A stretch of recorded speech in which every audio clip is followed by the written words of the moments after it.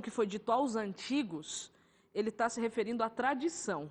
Ele não está se referindo necessariamente às Escrituras. Que a tradição, na verdade, era uma reinterpretação, uma releitura, né, feita de algumas leis de Moisés, por exemplo.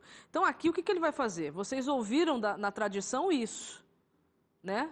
Não matarás, por exemplo, que é o que ele menciona aqui, né? Mas eu vou dizer para vocês uma coisa, né? Eu vou muito mais além. Eu vou explicar para vocês como é que se mata uma pessoa. Então, a lei diz, não mate, mas eu vou explicar para vocês o que é matar. E aí ele introduz um elemento que, biblicamente falando, já é considerado homicídio, que é o ódio. Né? Que é o que ele vai trabalhar aqui. Desprezar a pessoa, insultar. Exato. Né? Você ofender. Então nós podemos dizer que Jesus em momento nenhum contradisse as Escrituras, ao contrário, que ele reafirmou a autoridade das Escrituras e ele fez isso como? Ele fez isso praticando também as Escrituras. Mas, pastor Gilson, tem um episódio na Bíblia que Jesus é acusado, por exemplo, de quebrar o sábado, né? A gente não vai entrar nessa explicação detalhada porque ela é longa, mas a gente pode confirmar que Jesus não quebrou o mandamento? Você tocou num ponto aí que até me fez lembrar que agora, a partir do mês de julho, a gente deve começar uma série nova no programa Voz da Profecia. Aproveitar e fazer um comercial. Mas é a série Os 10 Mandamentos. E são 15 temas. E, evidentemente, né, que dentro dessa série a gente trata dessa questão do sábado.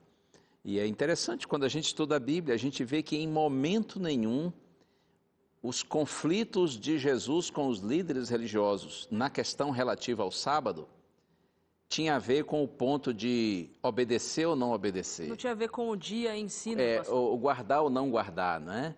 Ou se era sábado ou se era domingo ou qualquer outro dia, isso nem se discutia, né? A questão era como guardar o sábado, né? Então, não estava ali em discussão se é para guardar ou não é para guardar. A questão era como os líderes religiosos guardavam, ensinavam que devia ser guardado e como Jesus vem para mostrar o verdadeiro propósito de Deus em relação ao dia de sábado. Então, veja, Jesus ele não está mudando a lei, Jesus está interpretando sua própria lei. Jesus está aprofundando o conhecimento que as pessoas precisam ter, que precisaria ir além da letra da lei, entender o espírito da lei, né? O propósito da lei. Jesus estava significando, né? Sim. Ele vem para trazer o pleno sentido, o pleno conhecimento, o pleno significado. É como eu tinha dito no programa anterior. A lei, ela diz o que eu tenho que fazer, mas às vezes ela não diz como. Então, Jesus é esse ponto de referência. Como eu devo fazer? Então, olhando para Cristo, eu consigo entender. Maiara, Mateus 5,17, quando Jesus diz assim, não penseis que eu vim revogar a lei ou os profetas, eu vim para cumprir a lei. Você considera que isso é um checkmate a qualquer pessoa que diga assim, Jesus ele descumpriu, existe contradição entre Jesus e a lei? Você poderia dizer que aí se encerra esse assunto? Isaías diz, se eu não me engano, no capítulo 42, que o Messias viria para tornar a lei gloriosa. O que é tornar a lei gloriosa? É, de novo, manifestar a presença de Deus através dela. Então, Jesus, quando ele diz que ele vem cumprir, a palavra cumprir ali significa que ele vem trazer o pleno sentido, o pleno significado. Ele é a personificação da lei. Ele é o cumprimento da lei. Então, se você quer entender como você deve fazer as coisas, olhe para Cristo, porque ele veio para explicar e para significar aquilo. Então, de maneira nenhuma, eu não tenho como usar Mateus 5,17 para dizer assim, eu não preciso mais cumprir o que Deus pediu porque Jesus aboliu. Não, Jesus disse que não veio para reduzir a inatividade, que é o sentido da palavra revogar, mas ele veio para trazer o significado, ele veio para tornar glorioso. Agora, é verdade que nenhum de nós tem a mínima condição de obedecer à lei de Deus e obedecê-la perfeitamente. Isso só é possível pela presença de Deus em nós, do Espírito Santo em nós. Quando a gente permite que o Espírito Santo escreva a lei de Deus em nosso coração. Quando a gente tem a lei de Deus apenas nas nossas mãos, nós não passamos de moralistas, de legalistas, de fariseus, né? Aqueles líderes religiosos da época de Cristo, que eram extremamente legalistas e moralistas.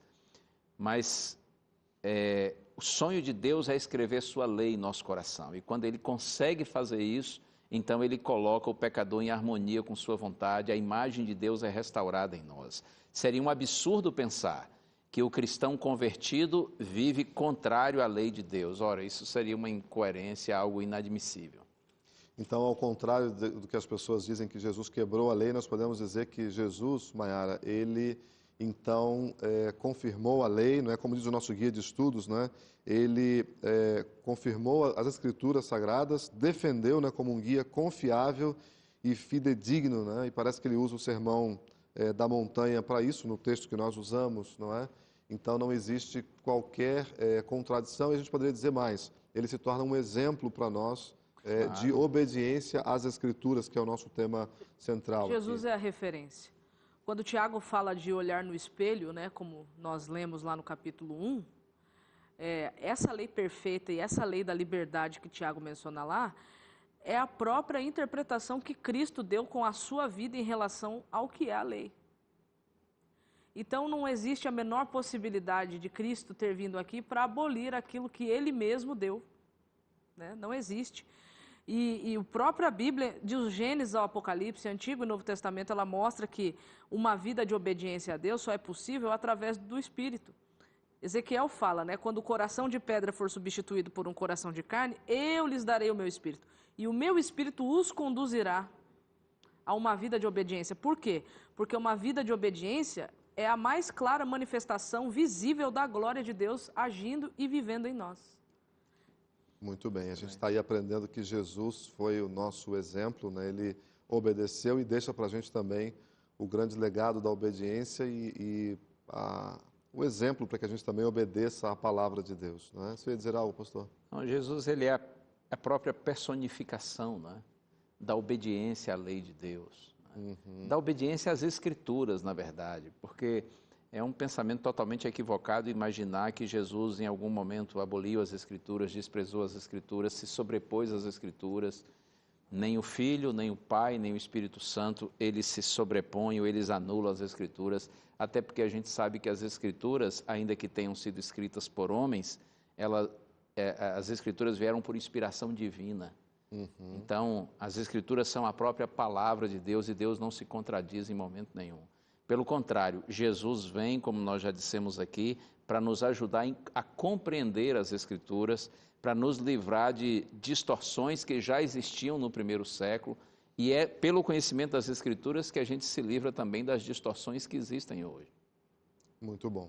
A gente está nesse bloco, então, estudando a respeito de Jesus, né, o exemplo que ele deixou, a possibilidade de obedecermos as Escrituras, a necessidade também de praticarmos as Escrituras. Né? E você perguntaria assim, mas como é que a gente pode, então, alcançar esse propósito de ser obediente a Deus, de ser obediente ao que está nas Escrituras? Não saia daí, porque no próximo bloco a gente vai responder a essa pergunta. Estamos de volta, esse é o seu programa Lições da Bíblia. Estamos terminando uma temporada, nós estamos terminando aqui sem o pastor Lanza por conta dessa questão do coronavírus, não é? Mas estamos aqui com os nossos professores, né, os nossos colaboradores que estão aqui com a gente hoje, e eu estou aqui também voluntariamente para a gente poder explanar esse assunto, para a gente poder aprender um pouco mais a respeito desse tema. Na lição número 13 do nosso guia de estudos, Vivendo pela Palavra de Deus, já aprendemos coisas preciosas aqui. E agora a gente vai para a nossa última parte do nosso estudo, do nosso programa de hoje, não é? Pastor, você acredita que a gente, essa aproximação, essa obediência, né, que a Bíblia nos convida, que é o tema dessa lição dessa semana, a gente consegue isso de forma natural? Eu vou ser obediente, aí a gente continua fazendo as coisas da vida e isso brota naturalmente? Como é que seria essa questão da gente ter essa interação da palavra de Deus com a nossa vida? Como é que as coisas se tornam práticas para nós no contexto do Evangelho? Eu diria que tem que haver uma intencionalidade, né? É verdade que esse desejo de buscar a Deus e ser intencional nessa busca de Deus já é fruto da própria obra do Espírito Santo em nós, porque naturalmente nós não temos isso. Mas eu tenho certeza que o Espírito Santo quer nos levar a essa intencionalidade. E quando eu digo de intencionalidade, é no sentido assim de passar tempo com Deus, estudando as Escrituras, para conhecê-la e vivê-la, né? E praticá-la.